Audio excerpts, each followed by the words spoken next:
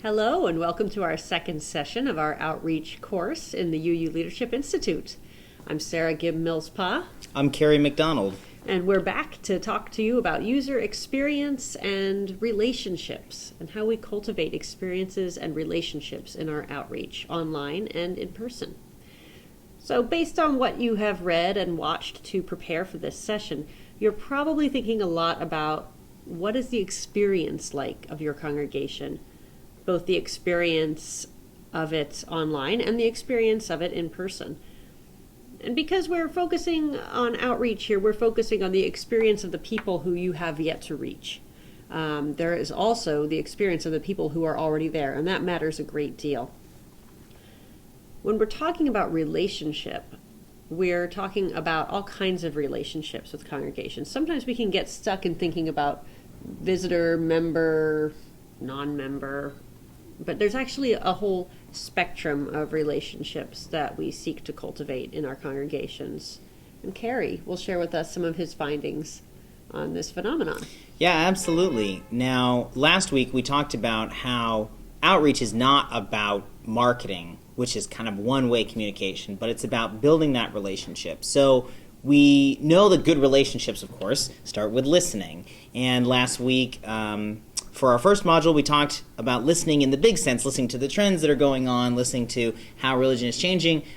And that's all really important for setting the context and giving you background information for how to help your faith community live into its mission. But we got to get a little more specific than that. And today we're going to talk about tools for understanding the distinct experience of folks who are coming to know your congregation and the many ways that that can happen. As Sarah said, we have often, historically in Unitarian Universalism, just thought about membership. Membership is an either-or, in-and-out kind of thing. Membership is what we count.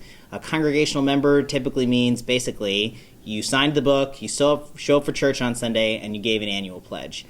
And those things are important, but they're not the whole story. And if we really listen right now to the way that folks engage with UU religious communities, we see that there's actually a whole range of ways that people make friends and deepen their spiritual lives and learn and grow themselves, their partners, their families.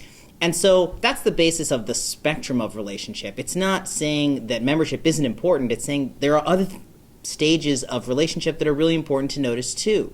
So the blog post that you read described the 5 stages, starting with curious individuals, welcomed visitors, connected friends. That's somewhere around the time of membership. If you think about it, traditional membership is maybe like halfway through that spectrum of ways that folks are involved.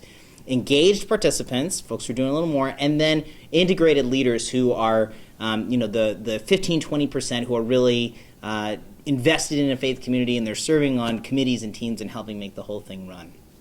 So if you look across that whole spectrum of ways that folks are involved, what we're focused on in this course is the first few stages. Those are the outreach stages, and outreach we see as about helping people make it through the first 1 to 2 stages of that spectrum.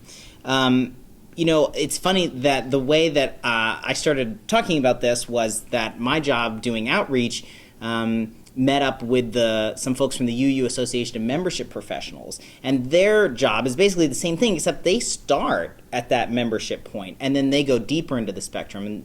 And they know that just because you sign the book, that's not the end of your spiritual journey. That's really just another starting point. So when we put those two models together, we see this whole spectrum of ways, right, that folks relate to our faith communities. And it's not a one-way street, of course. Folks can get more involved or less involved. Even folks who especially grow up in our churches may drift a little further away and may or may not come back at different points. So the journey metaphor is one that I think is very familiar to Unitarian Universalists and helps us see that our faith and our practice is a process of becoming, and it's never fixed in time or handed down from on high. But if we use this model, this spectrum of relationship, to think about how we can notice where each person who we're in relationship is, then that gives us the opportunity to figure out how to invite them, give them asks and opportunities that will really speak to where they are to deepen their relationship. And that's really what our faith communities are about, is helping people deepen that relationship wherever they are on the spectrum. So today we'll give you some tools for how to think about that process, the process of understanding where people are, what they're experiencing, and how you go about tailoring and building your programs and communications and opportunities so that they can have a next stage of faithful deepening for wherever they are.